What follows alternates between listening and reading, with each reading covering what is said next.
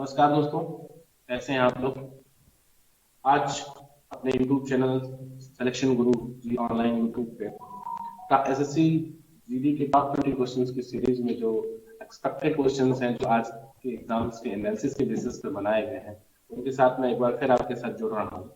और ये जो ट्रेंड्स है एग्जाम में जो क्वेश्चन पूछे जा रहे हैं उस ट्रेंड्स पैटर्न्स के अकॉर्डिंग मैं क्वेश्चन सेलेक्ट करके ये आपके लिए आया हूँ। और आज के क्वेश्चन की शुरुआत करते हैं। पहला सवाल है कि 20%, 10% और 8% की क्रमिक छूट को एकल छूट में के बराबर है, यानी कितने परसेंट की एकल छूट के बराबर है, ये पूछा गया है आपसे। ठीक है, तो ये आप ले लेंगे। चलिए,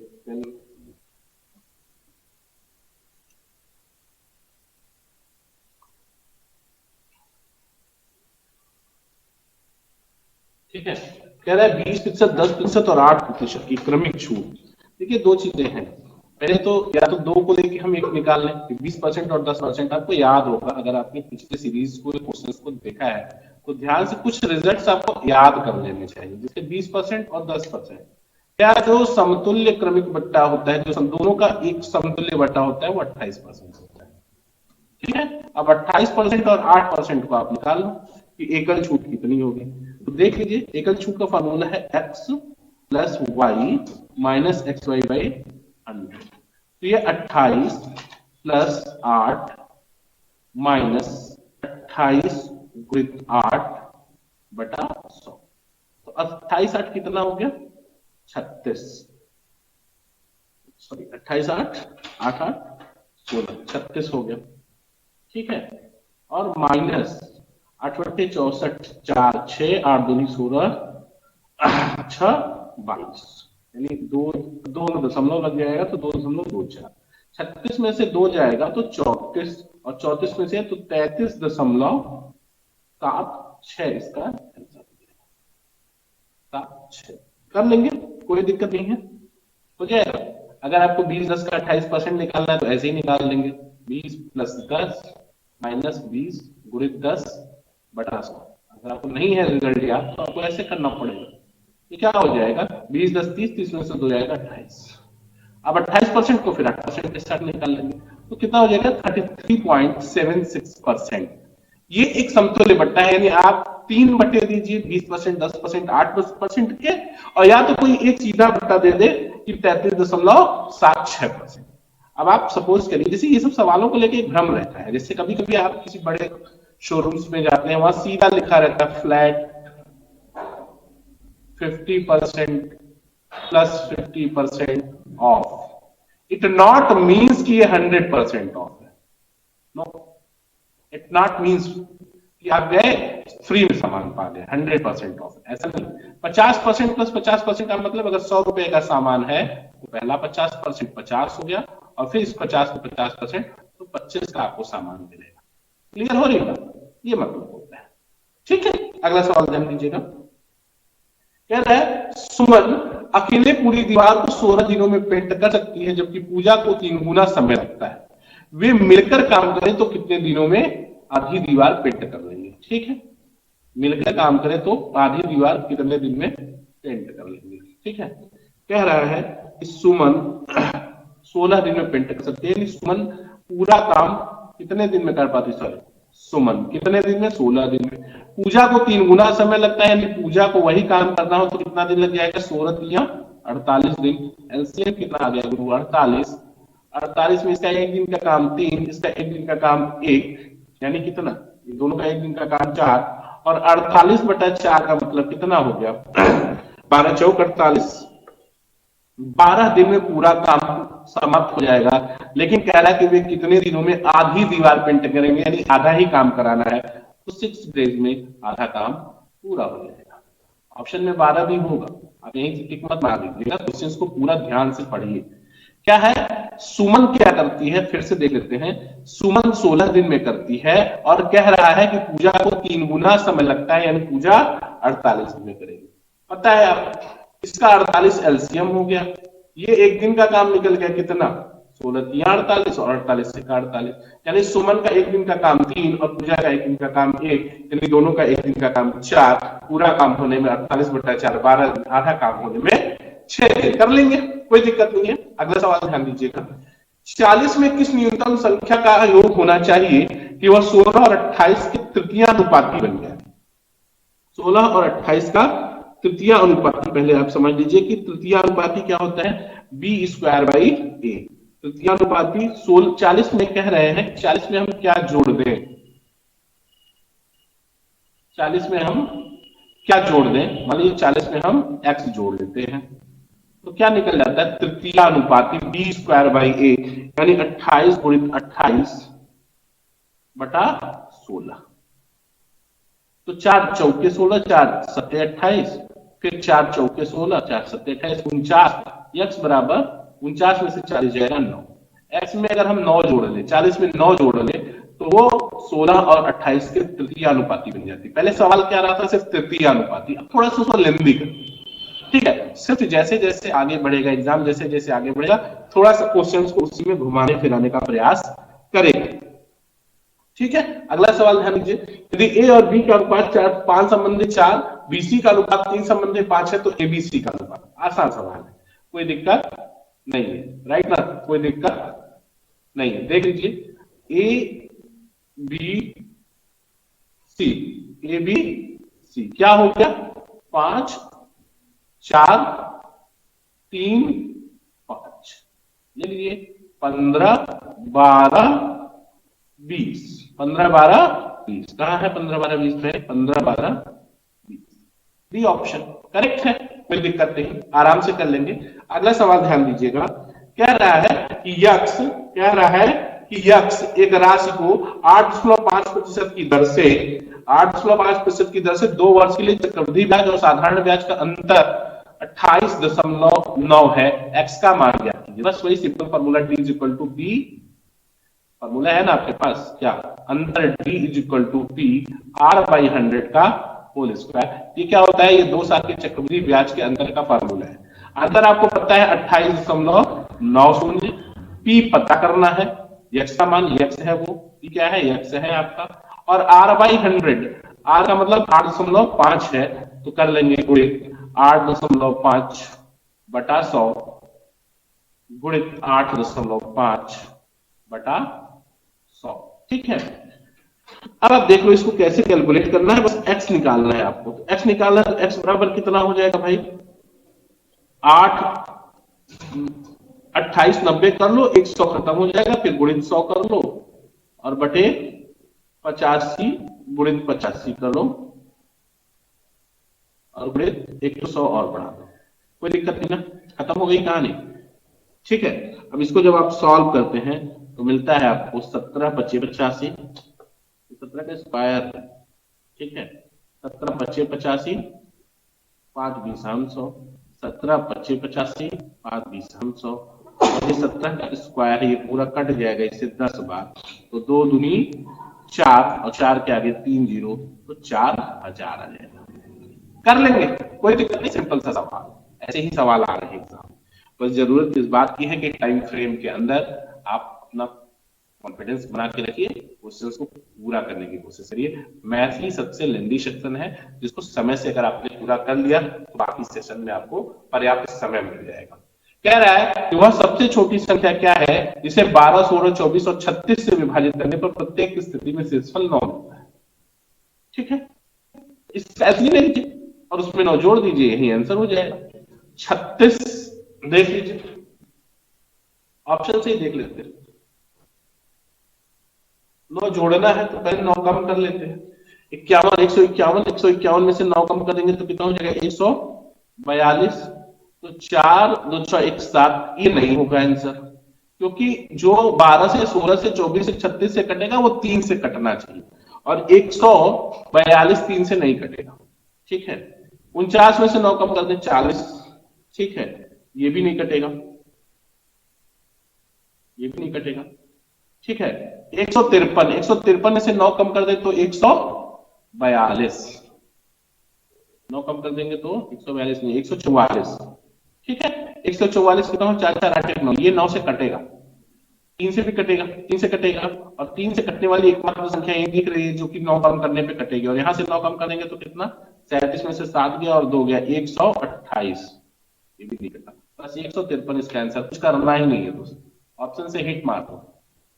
कोई दिक्कत है? अब इतना पंचायत कौन करेगा भाई, इसका एलसीएम बड़ा बड़ी संख्या नहीं है, कोई दिक्कत नहीं, आप निकाल सकते हैं, इसका एलसीएम 144 आएगा, लेकिन अगर ऐसी बड़ी संख्या होती या क्यों हम एलसीएम निकालें, सीधा देख लो कि कौन सी संख्या है जिसमें से 9 घटा दे तो ये सबसे पूरा पूरा कट जाए। अब 12 से 36 से जो कटेगा वो 3 से भी कटेगा, 9 से भी कटेगा, तो 9 से कटने या 3 से कटने के लिए जरूरी है कि अंकों का योग 9 से विभाज्य 9 हो या 9 से विभाज्य की संख्या हो। तो इस तरह से आप इस क्वेश्चन को बिना पेन पेपर ऐसे ही निपटा देंगे, ठीक है, कर लेंगे, टाइम बचाना है भाई, ये तो आपको बताने में टाइम खर्च हो जाता है। 30,000 रुपया 8 वर्ष में 42,000 हो जाता है। यदि निवेश साधारण ब्याज पर किया गया हो तो प्रतिवर्ष प्रस्तावित साधारण ब्याज की दर क्या है? 30,000 42,000 हो गया। देखो बिना पेन पेपर का सवाल है, 8 साल में कितना ब्याज पा गए, 12, 8 साल में कितना ब्याज पा गए, 12,000, तो 1 साल में कितना ब्याज पाओगे, 8 साल में 12,000, तो 1 साल में 1500, 15 8 120, 1500, 30,000 पर 1500 ब्याज है, 2 जीरो इधर काटो, 2 जीरो उधर काटो, 5% दर आ गई। देखो कैसे कैसे मैं बता रहा हूं भैया, मूलधन 30,000 हुआ कितना, 8 साल बाद 42,000, ब्याज कितना मिला, 12,000, कितने साल में, 8 साल में 12,000 का ब्याज है, तो 1 साल में कितना ब्याज हुआ, 1500, 15 120, 1500, और ये किस मूलधन पर, 30,000, 30,000 का 1 साल का ब्याज अगर 1500 है तो डबल जीरो दोनों तरफ से खत्म कर दो और 3 से काट दो, तो 100 रुपए का 1 साल का ब्याज कितना हो जाएगा, 5। यही तो दर होता है, 100 रुपए को प्रतिवर्ष जो प्राप्त होगा वही दर है। इसको बिना पेन पेपर का सॉल्व करना है, बिना पेन पेपर, समझ में आ रही बात, कर लोगे, कोई दिक्कत है तो आप मेरे कमेंट सेक्शन में जरूर कमेंट डालिए कि क्या दिक्कत है आपको, या मेरे पढ़ाने में क्या दिक्कत आपको समझने में आ रही है, उसको हम सुधार करेंगे और आपकी समस्या का समाधान करेंगे, ठीक है। अगला सवाल ध्यान दीजिएगा, कह रहा है कि शहर की जनसंख्या में प्रतिवर्ष 10% की दर से लगातार वृद्धि हो रही है। यदि इसकी वर्तमान जनसंख्या शहर की जनसंख्या में प्रतिवर्ष 10% की दर से वृद्धि हो रही है, यदि इसकी वर्तमान जनसंख्या 54,450 है तो 2 वर्ष पूर्व जनसंख्या कहती है, ठीक है। इस सवाल में अक्सर बहुत अच्छे बच्चे भी क्या कर जाते हैं, गलती कर लेते हैं, और वो गलती क्या कर देते हैं, वो गलती ये कर देते हैं कि उन्हें लगता है कि 95/100 कर दो, 5% घट 10% घटाते चले जाओ, 90/100, 90/100, ऐसा नहीं। अगर 2 वर्ष पूर्व जनसंख्या x थी तो बढ़ के क्या हो गई होगी, 110/100, 110/100 गुणे 110/100, और ये बराबर हो गया होगा आपके 54,450। काट लो यहीं पे 0 0 0 0, यानी x बराबर हो गया होगा 54,450 इंटू 100/121, 121, 5 का 5। अब ये काट लीजिए, अब कैसे होगा इसको, अब काट दीजिए, 121 से कट जाएगा, लगता है 11 से कट जाता, हाँ कट जाएगा, 9 9, हाँ कट जाएगा 11 से, ठीक है। इसको 11 से काट लेते, 11 का 11, 11 चौक 44, 10 54, 104 आया, 11 9 99, 11 5 55 0, फिर कट जाएगा, 11 से काट लेंगे तो 11 चौक 44, 11 5 55 0, यानी 4,000, एक जीरो इसका बढ़ गया, कितना है 100, ठीक है। कितना क्या 45,000, इसकी जनसंख्या कितनी हो गई, 45,000, ध्यान दीजिएगा, ठीक है, कोई दिक्कत नहीं, सॉल्व कर लें, आगे देखिएगा। नेक्स्ट क्वेश्चन ध्यान दीजिएगा कि एक व्यक्ति एक नाव चलाते हुए धारा के अनुकूल 7 घंटे में 21 किमी की दूरी तय करता है, ठीक है। एक व्यक्ति एक नाव चलाते हुए धारा के अनुकूल 7 घंटे में कितनी दूरी तय करता है, 7 घंटे में 21 किमी की दूरी तय करता है। वही धारा के प्रतिकूल नाव चलाते हुए इतनी ही दूरी के 1/3वें भाग को समान समय में तय करता है, धारा की गति की गणना। चलिए ठीक है, धारा के अनुकूल मतलब धारा के साथ चाल क्या होगा भाई, धारा प्लस नाव प्लस धारा, बराबर कितना, चाल बराबर दूरी बटा समय 3 किमी प्रति घंटा। वही धारा के प्रतिकूल चलते हुए इतनी ही दूरी के 1/3वें भाग, इतनी ही दूरी यानी 21 किमी का 1/3 यानी 7 किलोमीटर समान समय में यानी 7 घंटे में, 7 किलोमीटर 7 घंटे में। ध्यान से समझिएगा सवाल को। वह धारा के प्रतिकूल मतलब धारा के उल्टे इसी दूरी यानी इस 21 किमी की इसी दूरी के 1/3वें भाग यानी 7 किमी को उतने ही समय यानी 7 घंटे में तय करती है। तो नाव माइनस धारा यानी धारा के विपरीत चाल कितनी हो गई, 7/7 1 किलोमीटर प्रति घंटा। कह रहा है कि धारा की चाल क्या है। धारा की चाल कैसे निकालते हैं, धारा की चाल निकालनी हो तो दोनों के अंतर में 2 से भाग दे देते हैं, ये 1 किलोमीटर प्रति घंटा हो गया। यहां से भी दे लो, यहां से घटा दोगे माइनस प्लस, 9 खत्म, धारा धारा 3 सॉरी 2 धारा ना, माइनस ये भी माइनस, तो 2 हो जाएगा। तो 2 धारा बराबर 2, तो 1 धारा बराबर 1, धारा की चाल 1 किमी प्रति घंटा। पता है, कर लेंगे, कोई दिक्कत नहीं ना, समझ गए भाई। 9 प्लस धारा 3 किमी प्रति घंटा और 9 माइनस धारा 1 किमी प्रति घंटा, घटा दिया तो 9 खत्म हो गया, 2 धारा बराबर 2 किमी, 1 धारा बराबर 1 किमी प्रति घंटा। कर लेंगे। अब ऐसे भी बताएं, ये बिना मेन पेपर का सवाल। 7 घंटे में 21 किलोमीटर, 7 घंटा में 21 किलोमीटर, 3 किमी प्रति घंटा चाल हो गई, धारा के साथ चाल, उल्टे 7 किलोमीटर 7 घंटे में 1 किमी प्रति घंटा, धारा के विपरीत चाल, धारा के साथ चाल और धारा के विपरीत चाल अगर पता है और धारा की चाल निकालनी है तो दोनों के अंतर का बटा 2, नाव की चाल निकालनी है तो दोनों के चालों का योग बटा 2। ठीक, अब इसी में नाव की चाल पूछा तो 3 1 4/2, 2 किमी प्रति घंटा हो जाता। क्लियर है बात, आगे ध्यान दीजिएगा। 20 लड़कों की औसत उम्र 15 वर्ष है, इसमें 15 लड़कियों की आयु को जोड़ दिया जाए तो सभी की औसत आयु 14 वर्ष हो जाएगी। तो लड़कियों की औसत आयु क्या थी, ठीक है, लड़कियों की औसत आयु क्या थी, ध्यान दीजिएगा।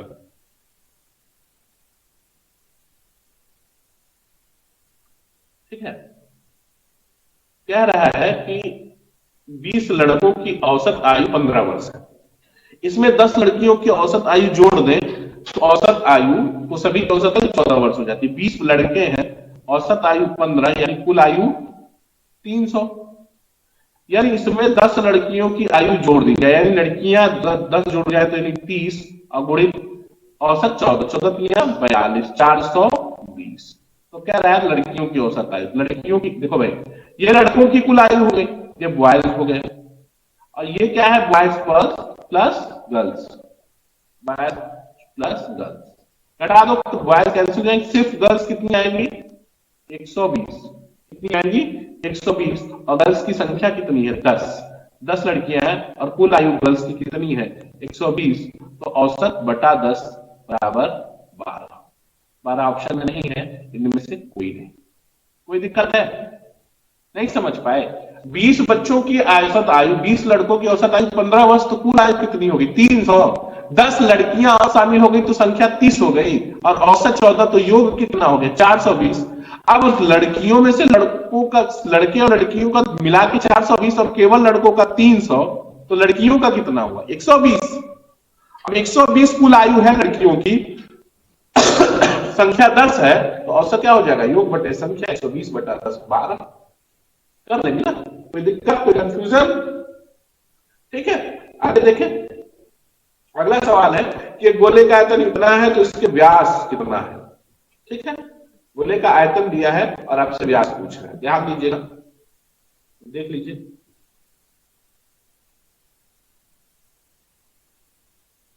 कह रहा है कि गोले का आयतन होता क्या है 4/3 पाई 22/7 r3, और ये बराबर है 4851, ठीक है।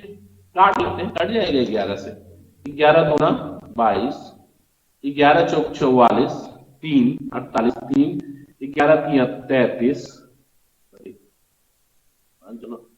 11 चौक 44 4 48 45, 11 चौक 44 सॉरी 11 चौक 44 और 11 का 11, देख लीजिए 11 का 11 1, 11 चौक 44 से 45, ठीक है, कितना हो गया चार, अब ये किसका हो गया, ये 21 का स्क्वायर है और यहाँ भी 21 है, समझ रहे हैं, और ये 8 है, तो आर क्यूब बराबर हो गया, देखो 4 दूनी 8, 8 में जाएगा ना, 4 4 1 गुणित 21 बटा 8, यानी 21 का आधा 21 हो गया ना, क्यूब निकालना है, तो 21/2, 10.5, ये क्या निकला, त्रिज्या। तो क्या पूछ रहा है, व्यास डायमीटर क्या होता है 2r, तो 10.5 का दोगुना कितना हो गया 21, ऑप्शन हो गया आपका डी सही। कर लेंगे, सिंपल कैलकुलेशन है, सिंपल सा सवाल भी है। 421, 441 का मतलब 21 गुणित 21 क्यूब रूट निकाल लिया 21, 8 का क्यूब रूट 2, 21/2, ये क्या हो गया, ये त्रिज्या हो गई। डायमीटर निकालना है तो रेडियस का डबल कर देंगे। कोई दिक्कत यहां तक, यहां तक के सवाल में कोई प्रॉब्लम है, कोई दिक्कत नहीं, आगे बढ़िए।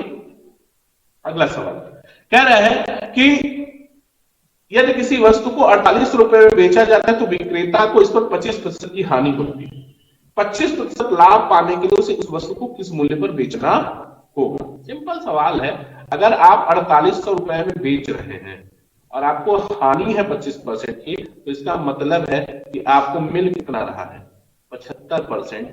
75% का मतलब हो गया कि आपको 4800, 75% 4800 है, तो कह रहा है प्रॉफिट चाहिए, यानी 125% चाहिए, लाभ 25%। मैंने बताया ना, लॉस क्या है 100 माइनस प्रॉफिट क्या है 100 plus, because CP is 100%, base क्या है 100, 100 से ऊपर प्रॉफिट, 100 से नीचे लॉस।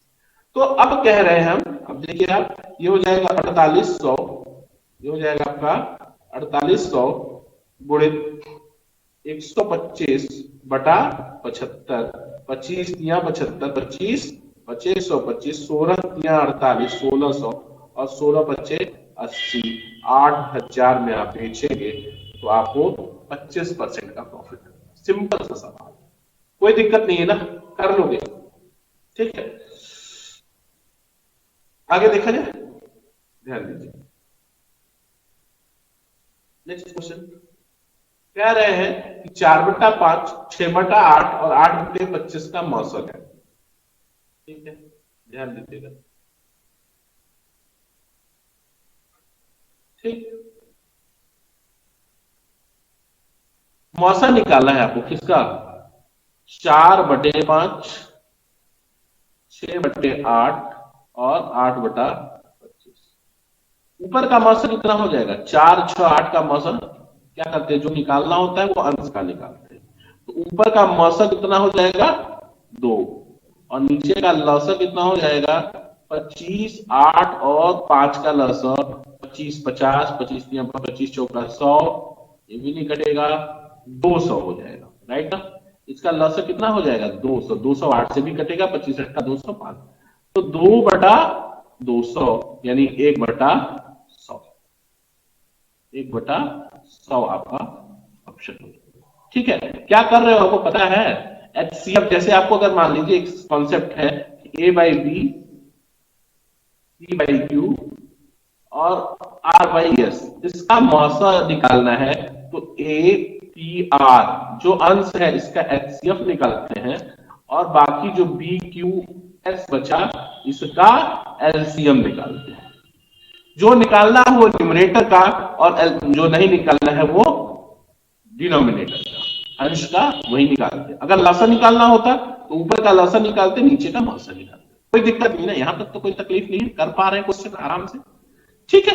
अगला सवाल ध्यान दीजिएगा, कह रहा है, अब ये देखिए पाइप टंकी का सवाल आ गया, जो कि हर बार आ रहा है एक सवाल। एक पाइप एक टंकी को 12 घंटे में भर सकती है और दूसरा पाइप इसे 15 घंटे में भर सकती है। यदि दोनों पाइपों को एक साथ खोल दिया जाए तो आधी टंकी को भरने में कितना समय लगेगा। देख रहे क्या घुमा रहे हैं, अभी तक पूरी टंकी भर रहे थे, आधी कल चौथाई भरने लगेंगे, ठीक है। भरो भाई, क्या करना, पूरा भर दिए तो आधा भरने में कितना जाएगा हमारा, ठीक है। तो इस तरह से आप कर लेंगे, ठीक है। कह रहे हैं कि एक टंकी है, पाइप मान लीजिए ए पाइप है, वो 12 घंटे में भर सकता है और बी पाइप 15 घंटे में भर सकता है, तो 15 12 कैल्सियम हो गया 60, 12 पंजे 60, 15 चौका 60, 9, कह रहा है कि 60/9 में भर जाएगी। 60/9 का मतलब 20/3 घंटे में टंकी पूरी भर जाएगी। आधी टंकी भरनी है तो इसमें भी बटा 2 हो जाएगा, तो आधी टंकी 10/3 घंटे में, यानी 3 सही 1/3 घंटे में भर जाएगी। कोई दिक्कत है? आसान सा सवाल है, कोई दिक्कत नहीं ना? कर पा रहे? समझने में कोई दिक्कत? ठीक, ठीक है।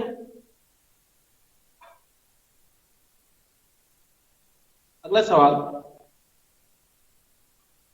कह रहा है कि एक आयत का परिमाप समान है, एक वर्ग का एक आयत का परिमाप समान है। वर्ग की भुजा 300 मीटर है। यदि आयत की लंबाई उसकी चौड़ाई से दोगुना है तो आयत का क्षेत्रफल है। सिंपल सा सवाल है भाई, क्या तकलीफ है इसमें? क्या तकलीफ है? कोई दिक्कत नहीं है। ठीक, कह रहा है कि एक वर्ग का परिमाप, अच्छा मान लो, चलो ठीक है, कह रहा है कि 2 परिमाप बराबर है तो 2 LB बराबर क्या हो जाएगा? वर्ग का भुजा कितनी है? 40, तो उसका परिमाप चौके 12 120, यही है ना? तो L प्लस B बराबर कितना हो जाएगा? 60। अब 60 में लंबाई क्या है? दोगुनी है और चौड़ाई 1, यानी चौड़ाई 1 तो लंबाई 2, यानी 360, यानी लंबाई L कितनी हो गई? 40, और चौड़ाई B कितनी हो गई? 20। हो गया 60। अब क्षेत्रफल 4 दूनी 8, 800 वर्ग मीटर। कोई तकलीफ?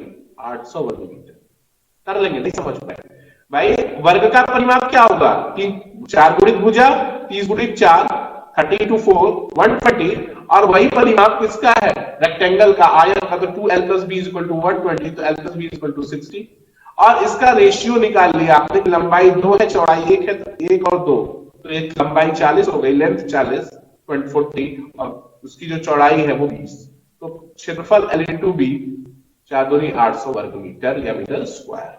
कोई दिक्कत नहीं है, आसान सवाल। अगला सवाल कह रहा है कि कोई धनराशि 6% वार्षिक चक्रवृद्धि ब्याज की दर से 2 वर्षों में कितनी हो जाती है, वह राशि क्या है? सिंपल सवाल। अब आप मुझको एक बात बताओ कि ये क्या दिया है? ये अमाउंट दिया है। ये क्या दिया है? अमाउंट दिया है। यानी अब एक सिंपल सी बात समझो आप कि अगर 6% का 2 वार्षिक ब्याज लोगे आप, 6% का 2 वार्षिक ब्याज लोगे आप, तो कितनी वृद्धि होगी? 6 + 6 12.36, यानी सीधा सीधा सा कहानी ये है कि इसमें आप क्या निकाल पा रहे हैं कि ये कितना अमाउंट होगा, यही करना है ना? देखो भाई, 6% बढ़ा, अगर आप मान लो 6% नहीं बढ़ा, फिर 6%, तो 6 6 12 प्लस 6 गुणित 6/100, यानी 12.36 ये ब्याज होगा। 2 साल का यही चक्रवृद्धि ब्याज होगा। कोई दिक्कत है? और यही चक्रवृद्धि ब्याज है तो मूलधन के साथ जोड़ दोगे तो 112.36 बराबर 280,900, ये हो गया। तो 100% क्या होगा यही पूछ रहा है, तो 100% बराबर होगा 280,900 बाई 112.36 इंटू 100। अगर हम एक 100 से और मल्टीप्लाई कर दें, battery right can row battery,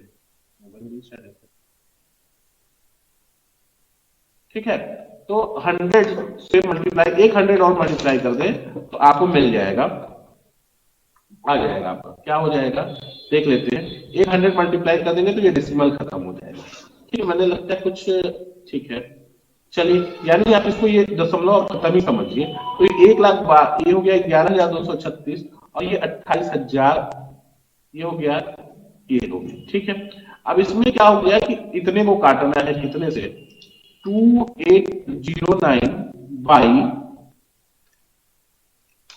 11236, इसका एक जीरो ले लीजिए, और ये कितना? 11 दूना 22, 2 बार कटेगा, 2 बार, और उसके बाद भी कुछ कटेगा। अब देखो, इसको काटना मत, 2 बार से ज्यादा कटेगा तो 2 लाख हो नहीं सकता, और 2 ही बार से ज्यादा कटता है तो 550 भी नहीं सकता, 350 भी नहीं सकता, यानी मूलधन कितना होगा 2.5 लाख।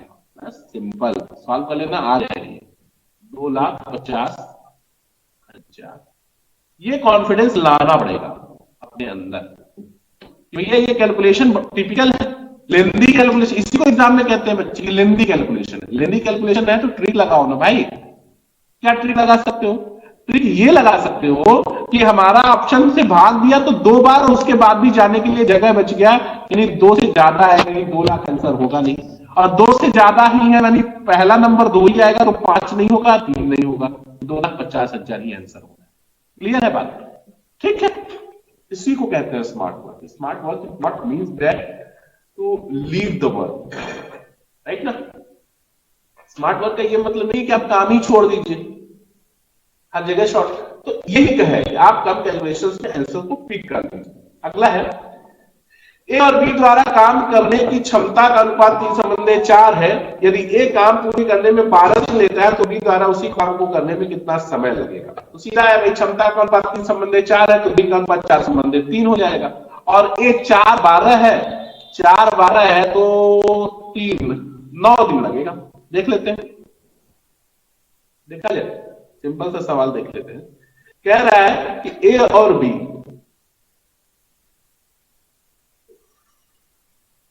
क्षमता, क्षमता कितनी है? 3:4, तो दिन कितना होगा भाई?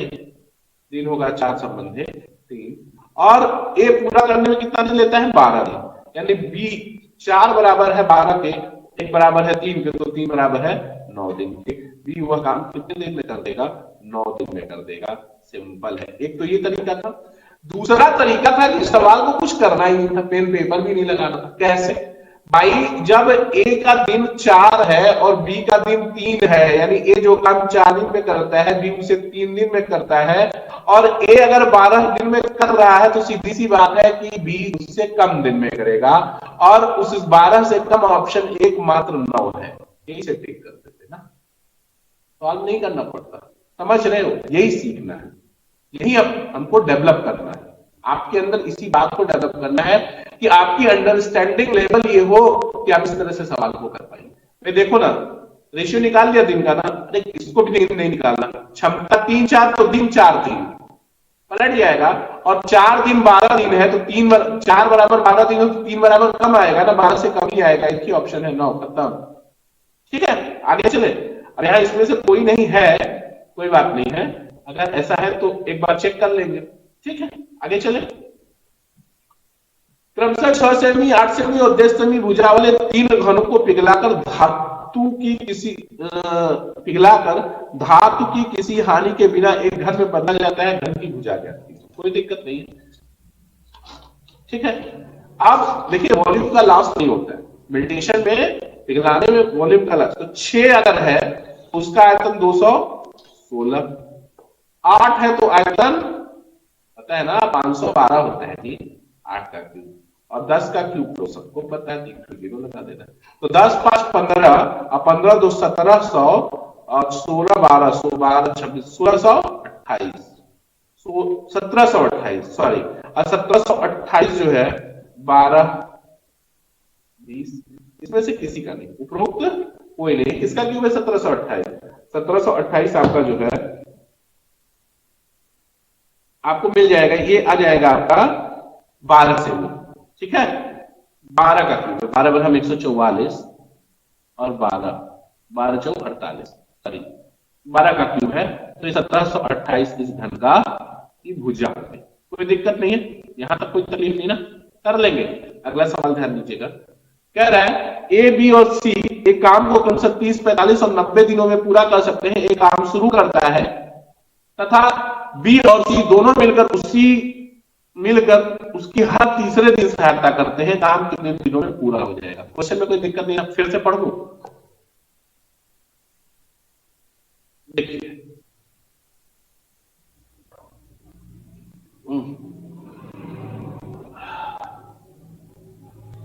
ए बी और सी एक काम को क्रमशः 30 45 और 90 दिनों में करते हैं। चलो पहले लिख ही लेते, 30 बी 45 और सी 90। एलसीएम कितना हो गया गुरु? 90। ए का एक दिन का काम 3, बी का एक दिन का काम 2 और सी का एक दिन का काम 1। ए काम शुरू करता है तथा बी और सी दोनों मिलकर उसकी हर तीसरे दिन सहायता करते हैं। चलो, पहले दिन क्या होगा कहानी, 3 काम होगा। दूसरे दिन कितना काम होगा, 3 काम होगा। और तीसरे दिन कितना काम होगा, 3 2 5 6 काम होगा, तीनों मिल जाए।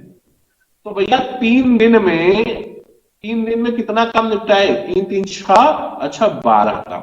और करना कितना है, 90। तो 12 चौक 12 सत्ते 84, 7 से गुणा कर दीजिए तो 84 काम हो गया। और यहाँ पे कितना काम हो गया, 21 काम हो गया। 3 सत्ते 12 सत्ते 21 दिन में 84 काम हुआ। 22वें दिन, 22वें दिन किसका नंबर आएगा, 22वें दिन बी आएगा।